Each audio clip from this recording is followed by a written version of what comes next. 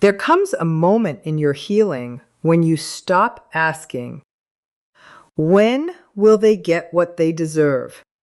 And you begin asking a completely different question. When will I finally become free? That question can change everything. Because when you have been betrayed, manipulated, gaslighted, discarded, blamed, humiliated, or emotionally exhausted by someone who seemed incapable of taking responsibility, a part of you may desperately want justice. You may want God to expose them. You may want the truth to come out. You may want the people around them to finally see what you saw behind closed doors. You may want them to experience even a fraction of the pain they caused you. And there is nothing strange about having those feelings. You were hurt.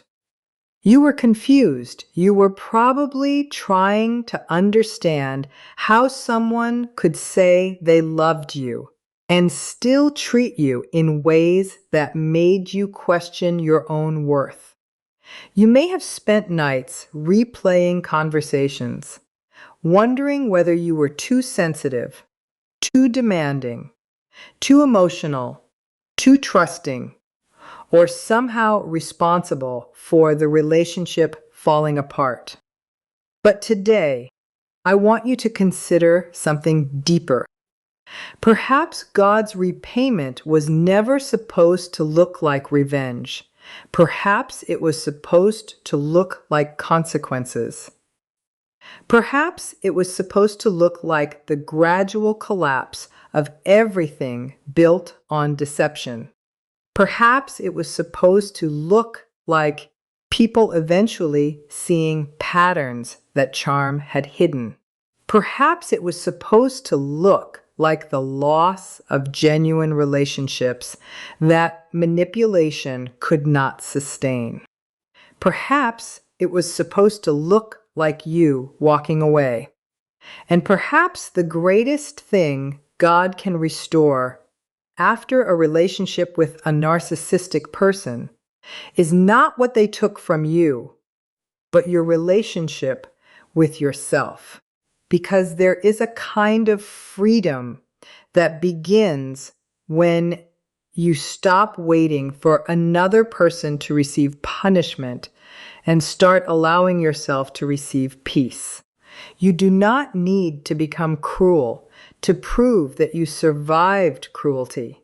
You do not need to destroy the person who tried to destroy your confidence.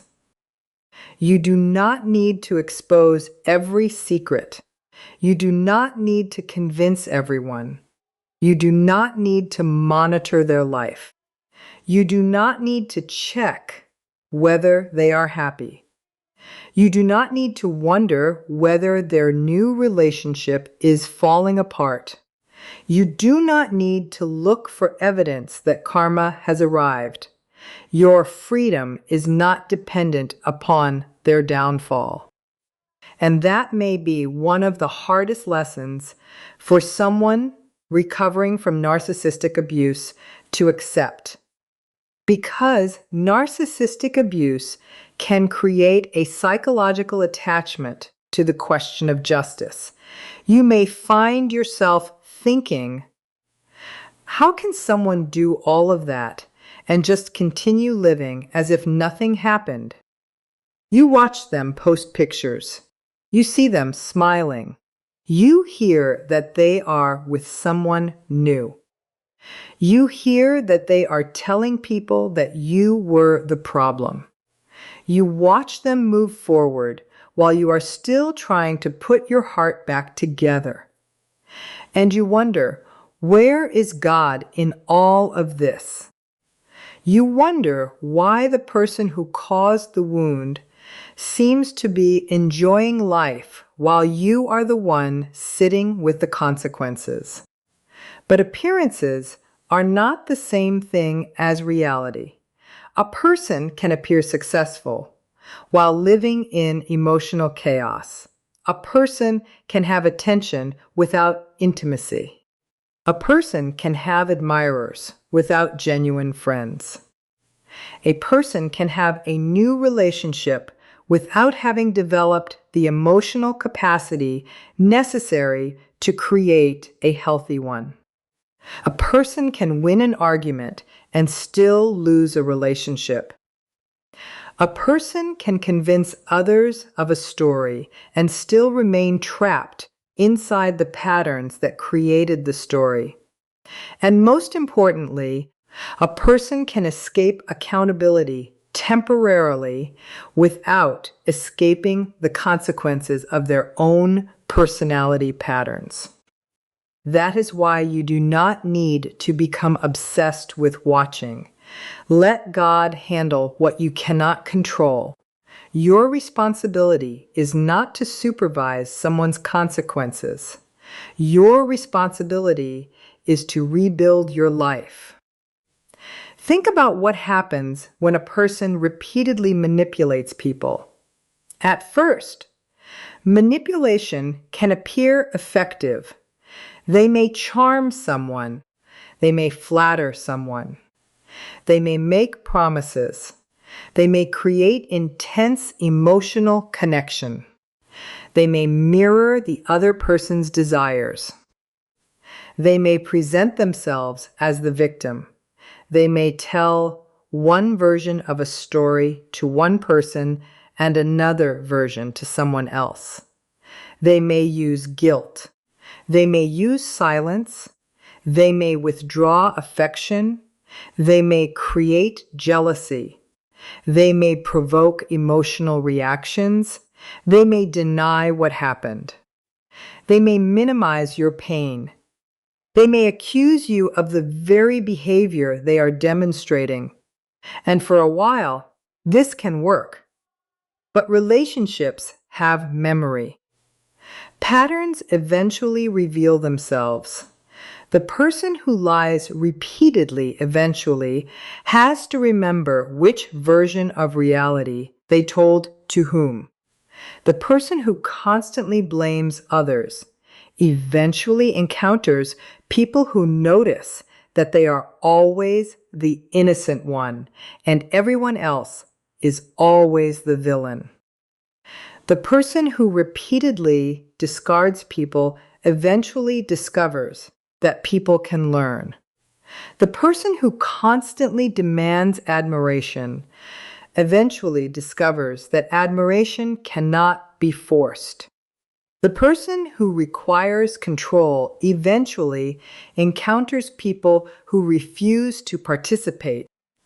And the person who treats relationships as sources of validation may eventually discover that validation is not the same thing as love.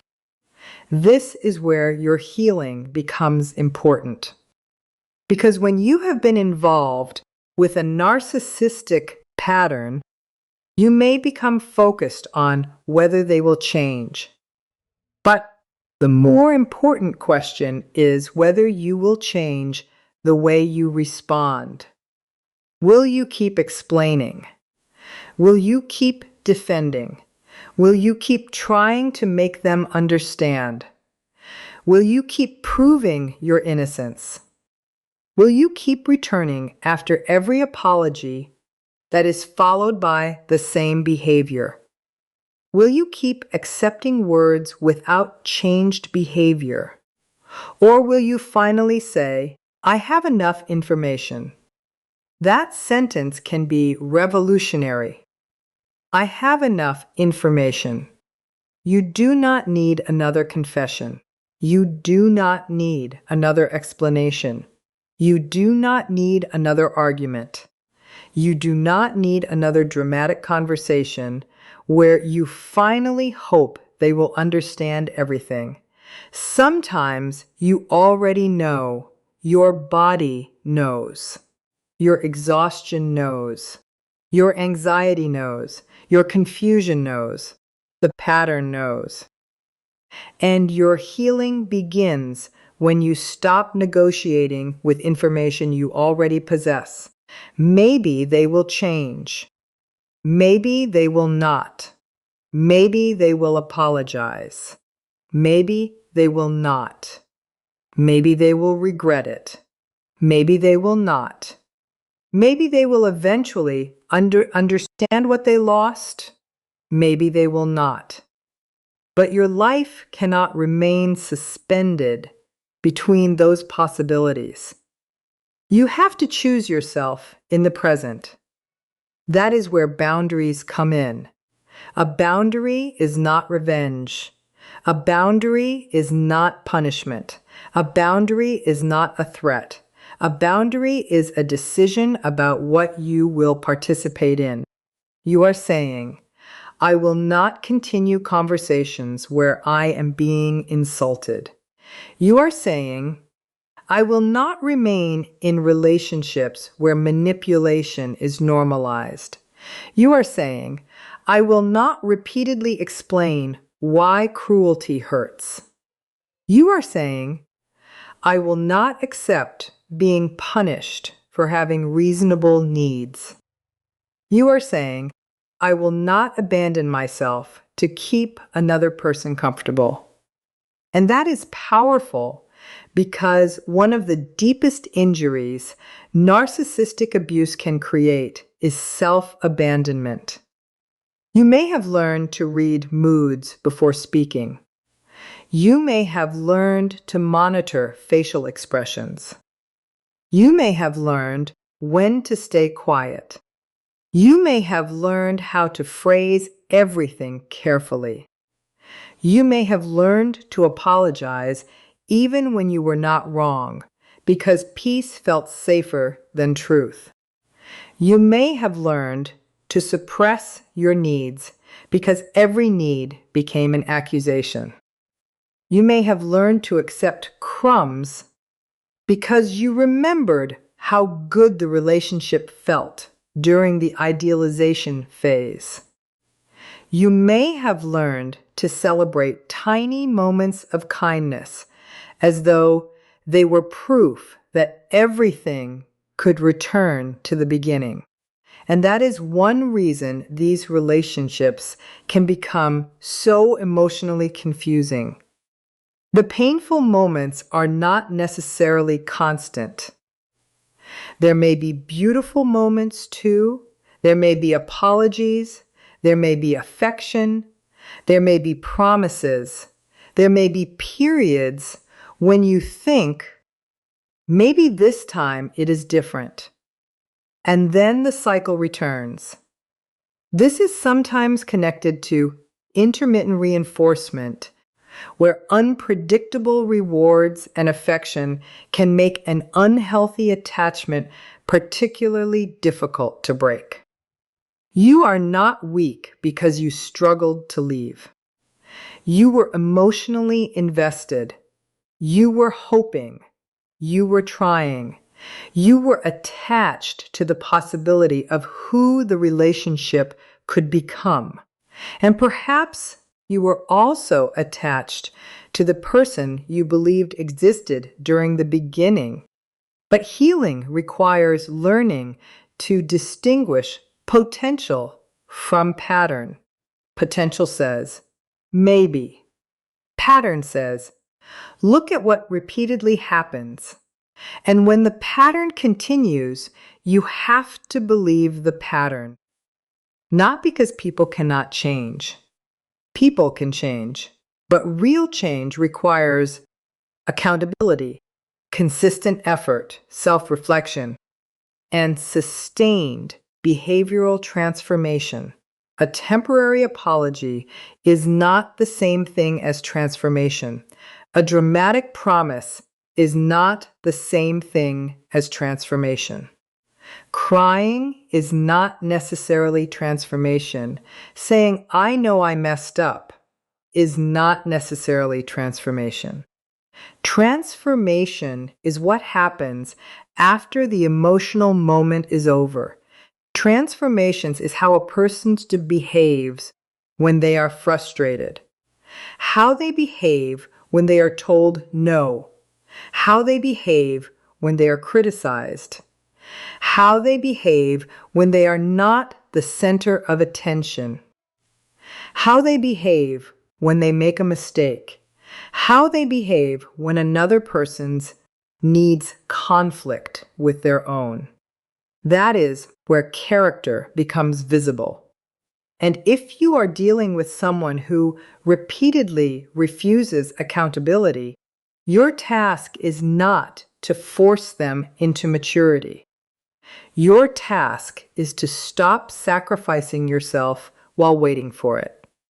This is why no contact can become such a powerful part of healing when it is safe and practical.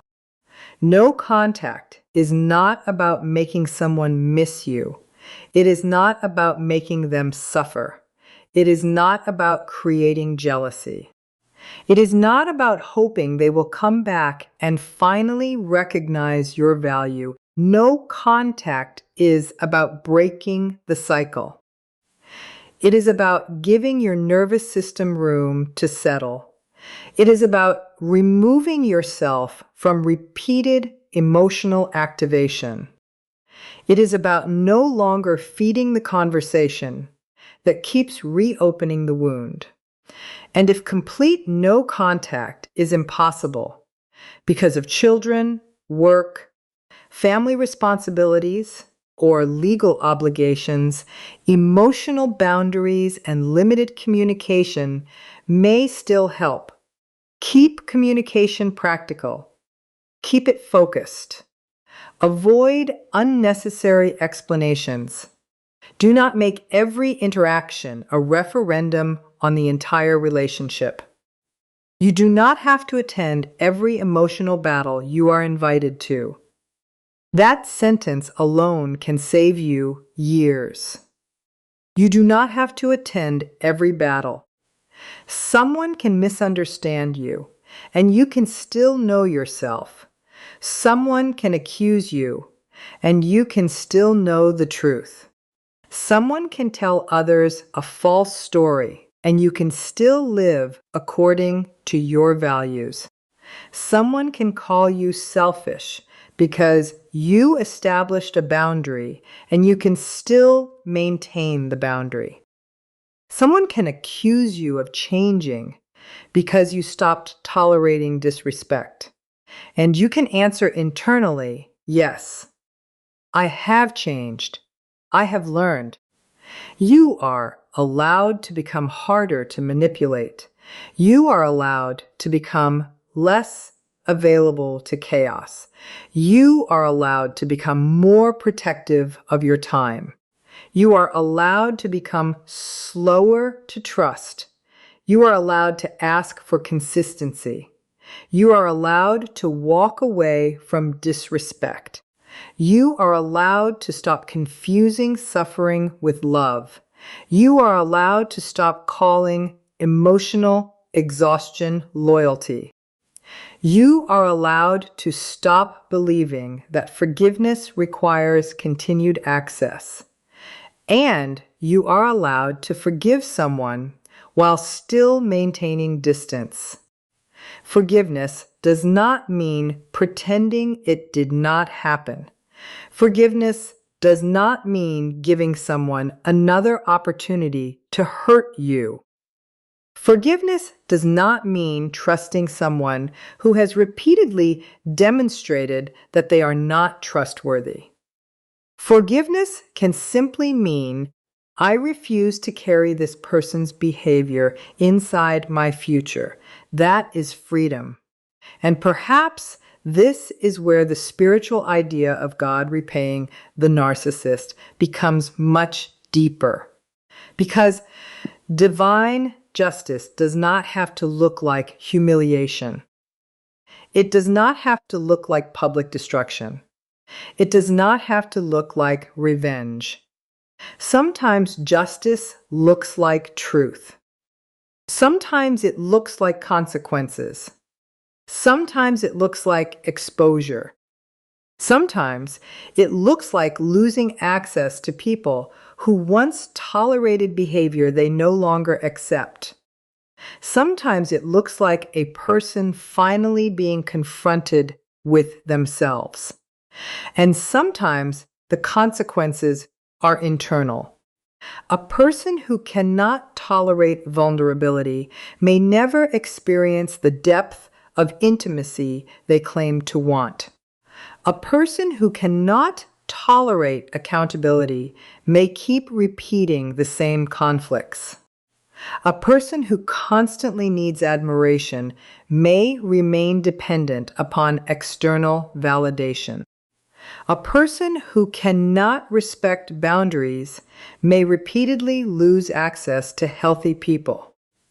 A person who refuses self-reflection may keep blaming everyone else for problems they repeatedly create. These are not revenge fantasies. They are simply possible consequences of patterns. And you do not need to manufacture them. You do not need to manipulate them. You do not need to expose them. You do not need to create a campaign against them. You can step away and let reality do what reality eventually does, because you are not God. You are not the judge of their soul. You are not responsible for delivering punishment. You are responsible for your own choices.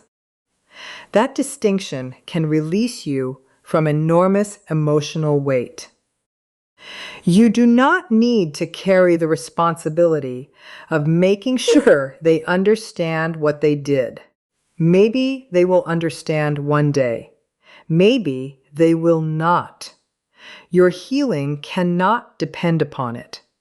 You cannot make another person develop empathy by suffering. You cannot make another person become accountable by explaining your pain more eloquently. You cannot love someone into emotional maturity. You cannot sacrifice enough to make someone appreciate sacrifice. You cannot become perfect enough to prevent someone else's abusive behavior. And you cannot heal by continually returning to the source of the wound for validation.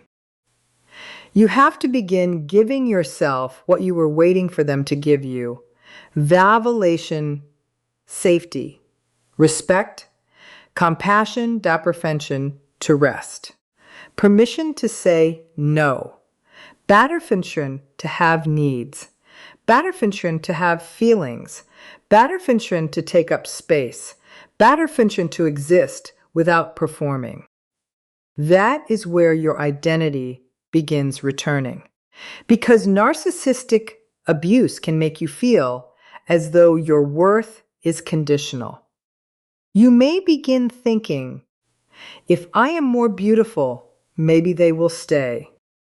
If I am more successful, maybe they will respect me. If I am quieter, maybe there will be peace. If I am more forgiving, maybe they will appreciate me. If I give them another chance, maybe this time they will change. If I prove that I am loyal, maybe they will stop hurting me. But your worth was never a negotiation. Your worth did not begin when they praised you. And your worth did not disappear when they rejected you. They did not create your value. They merely influenced how you temporarily perceived it. And now you have the opportunity to rebuild that perception slowly, consistently, without forcing yourself to be completely healed overnight. Healing is not linear. There may be days when you feel strong. There may be days when you miss them. There may be days when you feel angry. There may be days when you feel peaceful. There may be moments when you wonder whether you made the right decision. There may be moments when you remember the good times and question the bad times. That does not mean you are going backward. It means you are human. Memory is complicated. You can miss someone and still know they were unhealthy for you. You can love someone and still leave them. You can forgive someone and still refuse access. You can remember beautiful moments without rewriting the painful ones. You can grieve the person you hoped they would become while accepting who they repeatedly chose to be. That is mature healing. And eventually, something changes. You stop waking up thinking about them. You stop checking. You stop wondering. You stop imagining conversations. You stop rehearsing what you would say if you ever got the chance. You stop needing them to admit that they were wrong. You stop needing mutual friends to understand. You stop needing the world to validate your experience. And one morning, you realize that the person who once occupied so much space in your mind has become a small chapter in your history. That is not revenge. That is restoration. Imagine that the person who once controlled your mood no longer has access to your mourning. The person who once determined whether you felt worthy no longer determines your self-image. The person who once could destroy your entire day with a message no longer has the power to interrupt your peace. The person who once made you question reality no longer gets to define your reality. That is what freedom looks like.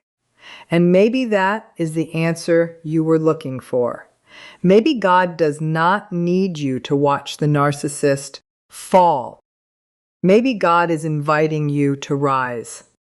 Rise above the need for revenge. Rise above the need for recognition. Rise above the need to prove your innocence. Rise above the temptation to become like the person who hurt you. Because one of the greatest dangers after narcissistic abuse is allowing the wound to change your character. You can become so angry at manipulation that you become suspicious of everyone. You can become so afraid of betrayal that you stop allowing anyone close. You can become so determined never to be controlled again that you become emotionally unavailable. You can become so focused on protecting yourself that you forget how to live. Healing does not mean becoming naive again. It means becoming wise without becoming bitter. It means learning discernment without losing compassion. It means having boundaries without building walls around your entire heart. It means becoming stronger without becoming cruel. It means saying, I will never abandon myself again, without saying, I will never trust anyone again. There is a difference, and you deserve to learn that difference. You deserve relationships where your boundaries are not treated as insults. You deserve conversations where disagreement does not become emotional warfare. You deserve people who can hear no without trying to punish you. You deserve people who can apologize without turning the apology into an accusation. You deserve people who can celebrate your success without competing with you. You deserve people who can see your vulnerability without using it against you. You deserve people who can love you without requiring you to disappear. And perhaps the most important relationship you are rebuilding is the relationship with yourself. Start there. Talk to yourself differently. Stop calling yourself stupid for trusting. You trusted because you were capable of trust. Stop calling yourself weak for staying. You may have stayed because you were hopeful, attached, afraid, financially dependent, emotionally invested, or trying to make sense of something that was confusing. Stop calling yourself foolish because you did not recognize the pattern immediately. Manipulation is often designed to create confusion. You learned that matters. Your past decisions were made with the information, emotional capacity, circumstances, and understanding you had at that time. Now you have more information. Now you know more. Now you can choose differently. And that is enough. You do not have to punish your past self for not knowing what your present self knows. Have compassion for that version of you. That person was trying to survive. That person was trying to love. That person was trying to keep the relationship together. That person was probably hoping that if they just found the right words, everything would finally make sense. Tell that version of yourself, you do not have to do that anymore. You do not have to earn peace. You do not have to earn respect. You do not have to earn basic decency. You do not have to convince someone that your pain is real. You do not have to prove that you deserve kindness. You simply deserve it. And when you begin believing that, your standards change. You stop being impressed by intensity. You start looking for consistency. You stop interpreting jealousy as love. You start recognizing possessiveness. You stop interpreting control as protection. You start recognizing control. You stop interpreting emotional volatility as passion. You start looking for emotional safety. You stop believing every apology. You start watching behavior. You stop asking, do they love me? You begin asking, how do I feel when I am around them? Do I feel safe? Can I be honest? Can I disagree? Can I say no? Can I have a bad day? Can I succeed without making them insecure? Can I express a need without being punished? Can I make a mistake without being humiliated? Can I exist without constantly managing their emotions? Those questions can tell you more than grand declarations of love. Because love is not simply what someone says when everything is going their way. Character becomes visible when they do not get what they want. And that is why boundaries are so revealing. A healthy person may not love every boundary you establish, but they can respect your right to have one. An unhealthy dynamic may treat your boundary as betrayal. You say, I need space. They say, you do not love me. You say, please do not speak to me that way. They say, you are too sensitive. You say, I am not comfortable with this. They say, you are selfish. You say, I am ending this conversation. They say, you are abandoning me. The goal is to pull you back into defending yourself. But you do not have to enter the courtroom. You can simply repeat the boundary. I am not discussing this while we are speaking disrespectfully. And then disengage. This is not coldness. This is emotional regulation. You are refusing to participate in escalation. And the more you practice this, the less powerful manipulation can become. Because manipulation often requires your emotional participation. It requires you to become desperate to prove something It requires you to chase. It requires you to explain. It requires you to become reactive. It requires you to believe that if you can just make them understand, the conflict will disappear. But sometimes the healthiest response is not a better argument. It is less participation. That is why silence can be powerful when it is used as self-protection rather than punishment. You do not have to announce your withdrawal. You do not have to make a dramatic speech.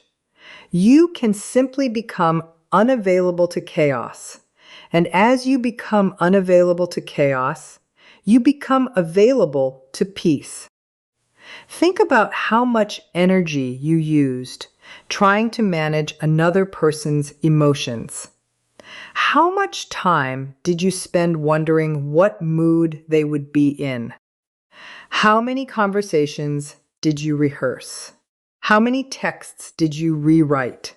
How many times did you think, maybe I should not say this because they will get angry?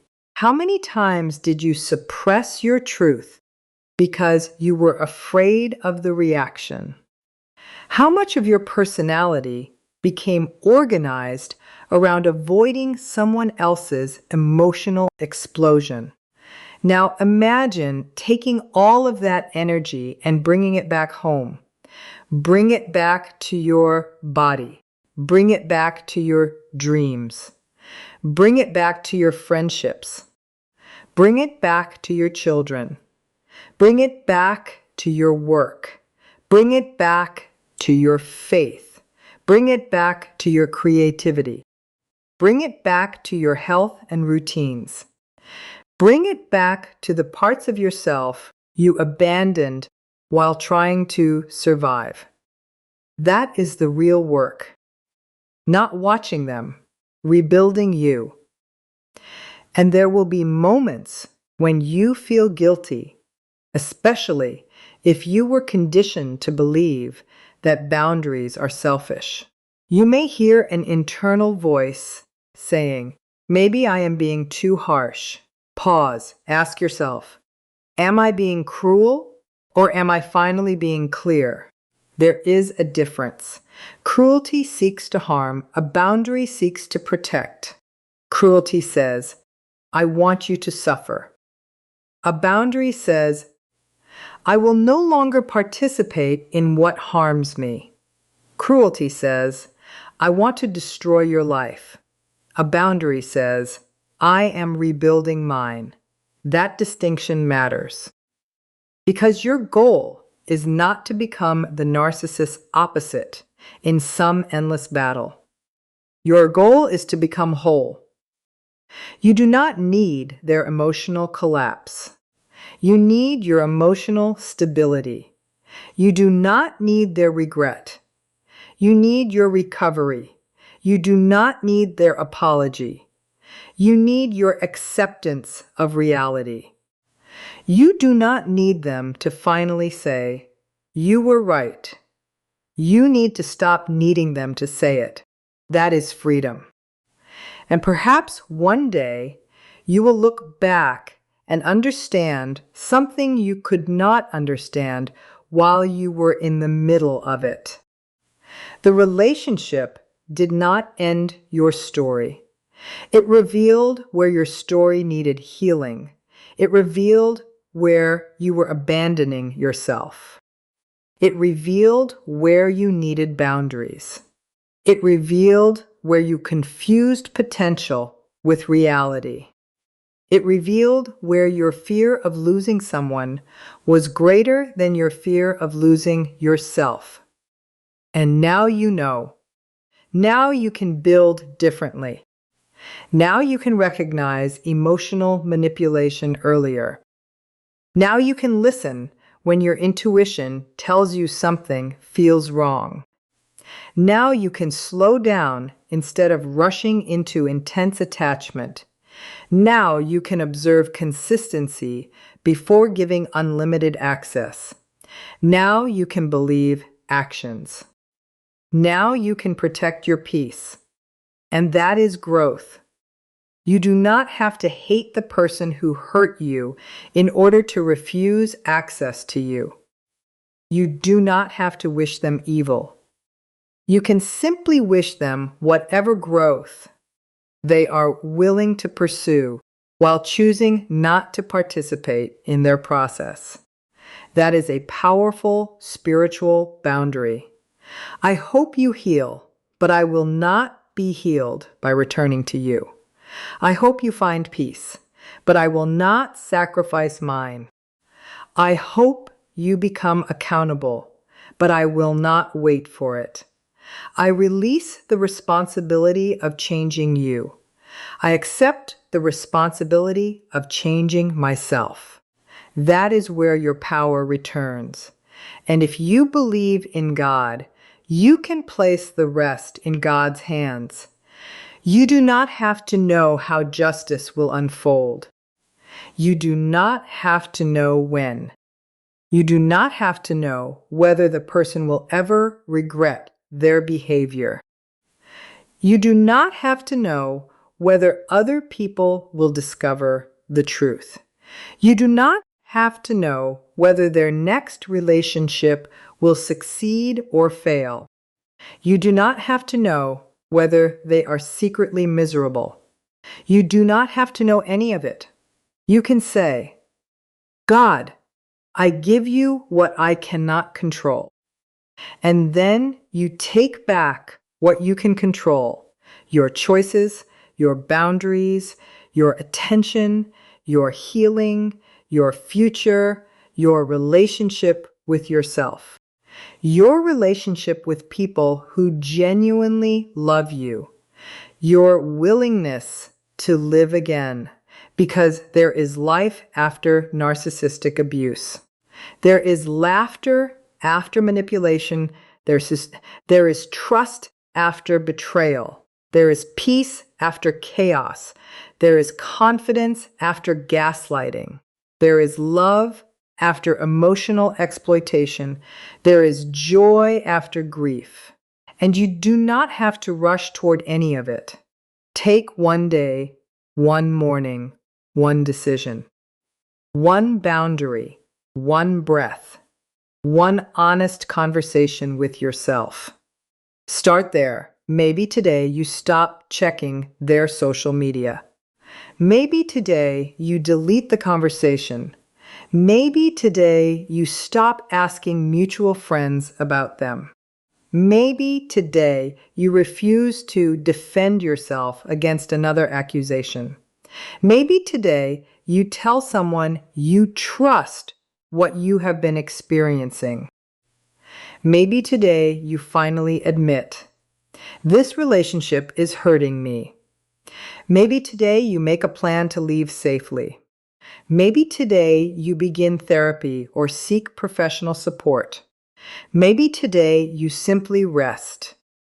Healing does not always look dramatic. Sometimes healing looks like sleeping through the night. Sometimes it looks like eating without anxiety. Sometimes it looks like laughing without feeling guilty. Sometimes it looks like spending an afternoon without thinking about them. Sometimes it looks like hearing their name and feeling nothing. Sometimes it looks like remembering what happened without needing to relive it. And eventually, you may discover that peace feels strange at first because chaos became familiar. You may mistake peace for boredom. You may mistake consistency for lack of chemistry. You may mistake emotional stability for emotional distance. Give yourself time. Your nervous system may have become accustomed to unpredictability. You are learning a new emotional language, a language where love does not require fear, where affection does not require submission, where disagreement does not require punishment, where boundaries do not trigger abandonment threats, where vulnerability is not weaponized, where your success is celebrated, where your no is respected, where your individuality is allowed. That kind of love may feel unfamiliar, but unfamiliar does not mean wrong. Sometimes healthy feels strange, simply because unhealthy was familiar. And this is why you must be careful about returning simply because you are lonely. Loneliness is not proof that you made the wrong decision. Missing someone is not proof that they were good for you. Feeling guilty is not proof that you should go back.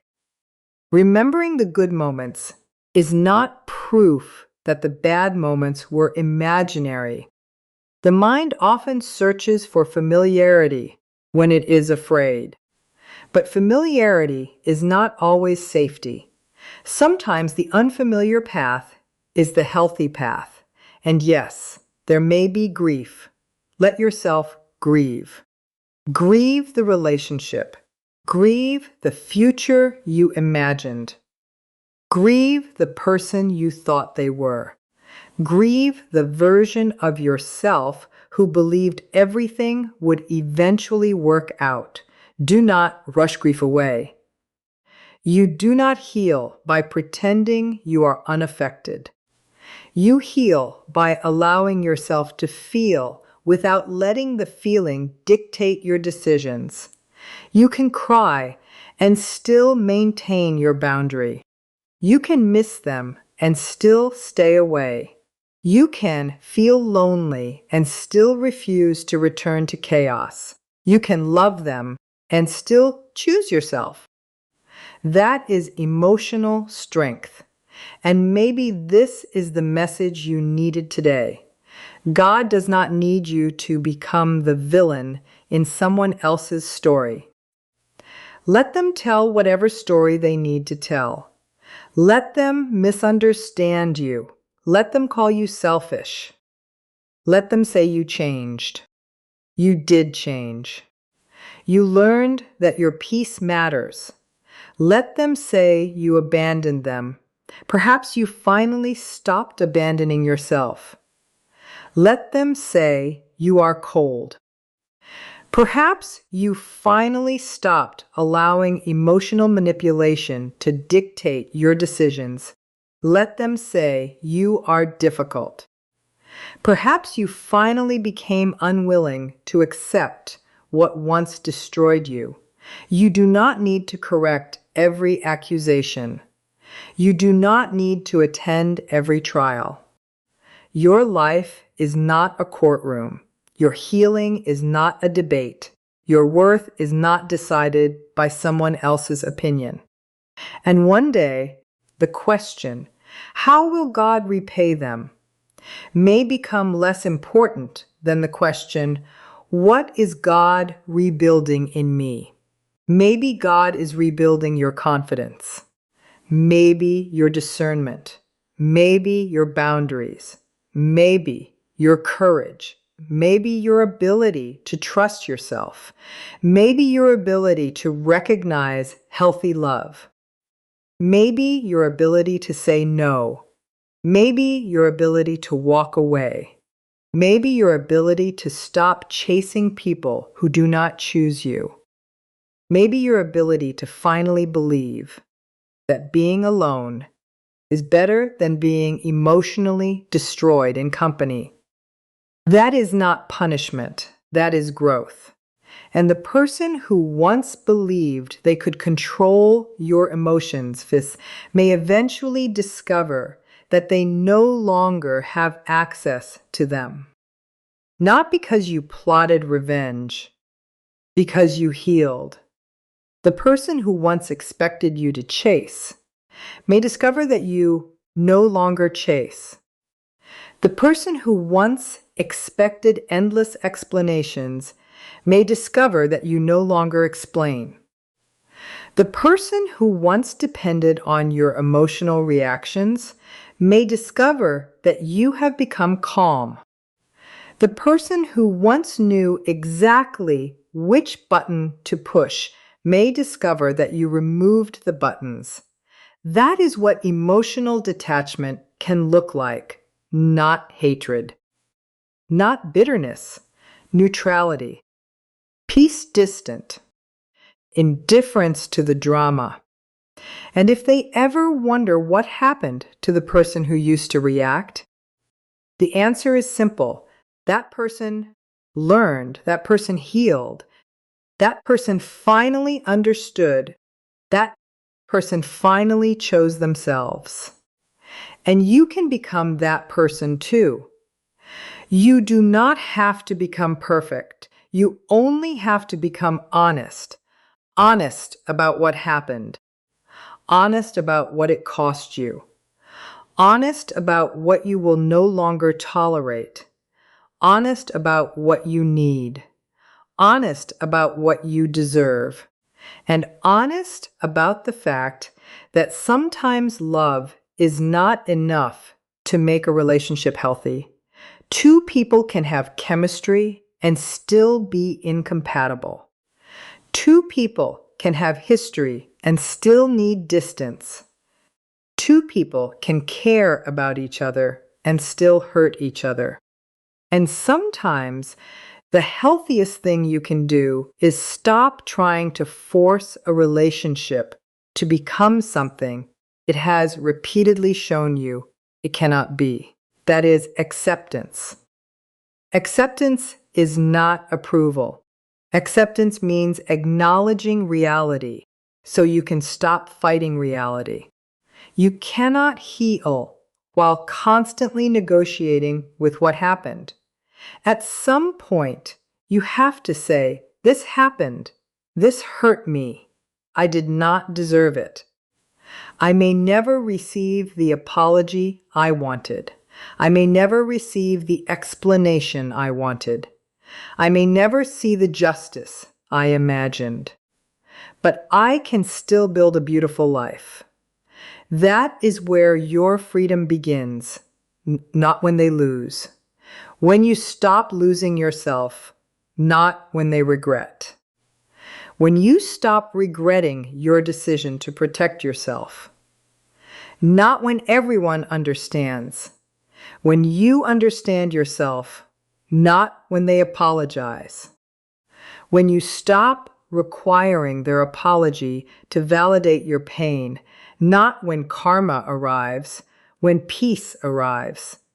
And maybe peace will arrive quietly, not with fireworks, not with dramatic revenge. Just a morning when you wake up and realize you are no longer afraid. A day when you make plans without wondering what they will think. An evening when you laugh with friends and realize you have not thought about them for hours. A moment when you see their name and your heart does not collapse. A conversation where you say no without explaining yourself for 20 minutes. A relationship where you can be yourself. A night when you sleep peacefully. That is your repayment. Not their suffering, your restoration. Not their humiliation, your dignity. Not their downfall, your freedom. So if you are listening right now and you are still waiting for God to repay the person who hurt you, I want you to release one thing. Release the schedule. You do not know how another person's story will unfold. You do not know what consequences may eventually emerge.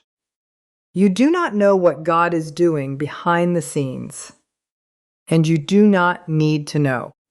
Your job is to stop standing at the window waiting for someone else's life to change. Turn around. Look at your life. Look at what is still alive. Look at the parts of yourself that survived. Look at the dreams you postponed. Look at the friendships you neglected. Look at the talents you buried. Look at the confidence you can rebuild. Look at the future that still exists. There is still so much life ahead of you. Do not spend the rest of your life waiting for justice from the person who hurt you. Let justice belong to God. Let healing belong to you. Let consequences belong to reality. Let your future belong to yourself. And if you ever feel tempted to go back because you think, maybe this time they will finally understand, remember the difference between hope and evidence. Hope can be beautiful, but hope without evidence can become another trap. Look for consistent behavior. Look for accountability. Look for respect. Look for empathy. Look for sustained change. And if those things are not there, you are allowed to protect yourself. You do not need permission. You do not need consensus. You do not need everyone to agree. You can choose peace. And when you choose peace, do not be surprised if some people call you selfish. People who benefited from your lack of boundaries may not celebrate your boundaries. That does not mean your boundaries are wrong. It means the old arrangement benefited them. You have changed the arrangement. You have changed the rules. You are no longer offering unlimited access to someone who treats access as entitlement. And that is okay. Your life is not public property. Your heart is not a rehabilitation center. Your kindness is not an unlimited resource. Your forgiveness does not require repeated exposure to harm. Your empathy does not require self-destruction. You can be a good person and still walk away. You can have a compassionate heart and still say no. You can believe in forgiveness and still believe in consequences. You can believe in God and still establish boundaries.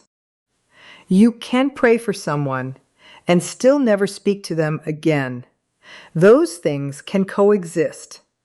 And perhaps that is the mature spiritual lesson. You do not have to become consumed by hatred in order to separate yourself from evil behavior. You can say, I release you to God, and then continue walking. No announcement, no revenge, no performance, just walking. One step, then another, and another. Until one day you realize you are no longer walking away from them. You are walking toward yourself. That is the difference. At first, you may think your healing journey is about getting away from the narcissist. Eventually, you realize it is about getting back to you. Back to the person who laughed easily. Back to the person who trusted their intuition. Back to the person who had dreams. Back to the person who believed life could be beautiful. Back to the person who did not apologize for having needs. Back to the person who understood that love should not require self-erasure. Maybe you will not become the exact person you were before.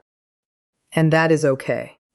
You may become wiser, stronger, more discerning, more compassionate toward yourself, more protective of your time, more intentional about relationships, more aware of emotional patterns, more comfortable with solitude, more confident in your boundaries.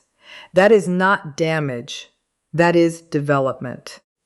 Your scars do not have to become your identity. Your trauma does not have to become your personality. Your past does not have to become your future. You are allowed to become someone who no longer lives according to what happened to them.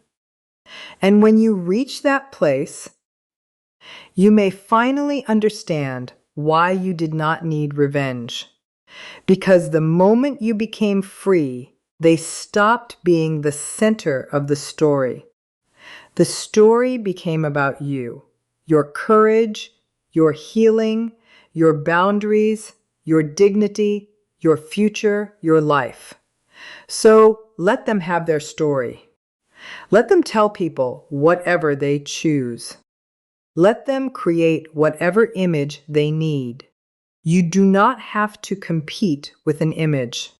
Live in reality. Be consistent. Be honest. Be kind.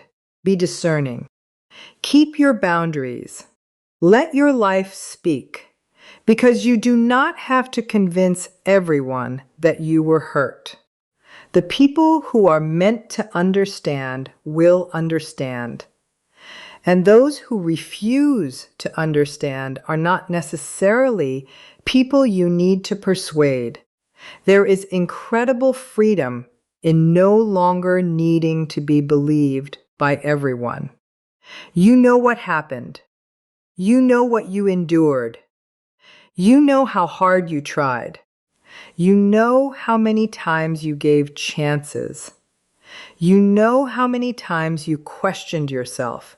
You know how much courage it took to finally choose yourself. Honor that. Honor yourself. And if you believe God was with you through the pain, remember this. You are not required to understand every reason something happened in order to move forward from it. Sometimes the meaning becomes visible later. Sometimes you understand the lesson years afterward. Sometimes you realize that what felt like rejection was protection. Sometimes you realize that what felt like loss created space. Sometimes you realize that what felt like an ending was the beginning of your boundaries. But you do not have to force meaning onto pain. You can simply heal. Let time reveal what time reveals. Let God handle what you cannot handle. Let yourself become stronger. And if tomorrow you still feel angry, be gentle with yourself. If next week you miss them, be gentle with yourself. If next month you feel triggered, be gentle with yourself. Healing does not require perfection. It requires persistence. Keep choosing yourself. Keep returning to reality. Keep your boundaries. Keep seeking support. Keep learning. Keep living. Keep moving. And eventually, the emotional storm becomes quieter. The memories become less sharp. The questions become less urgent. The need for justice becomes smaller. The need for peace becomes greater. And you begin to understand something profound. The greatest evidence that you have healed is not that you no longer remember what they did. It is that what they did no longer determines who you are. They may have influenced a chapter. They do not get to write the ending. They may have wounded your heart. They do not get to own your future. They may have made you question your worth. They do not get to define it. They may have manipulated your emotions. They do not get to control them anymore. They may have taken years. They do not get to take the rest. That is your decision. And today, you can make that decision, not tomorrow. Today, you can decide that your attention is valuable. You can decide that your peace is valuable. You can decide that your time is valuable. You can decide that your emotional energy is valuable. You can decide that access to you is earned through respect. You can decide that apologies without change will no longer be enough. You can decide that guilt will not override your boundaries. You can decide that loneliness will not drive you back into chaos. You can decide that you will stop checking. You can decide that you will stop chasing. You can decide that you will stop explaining. You can decide that you will stop trying to make someone understand your worth. You can decide that you will live it, live your worth.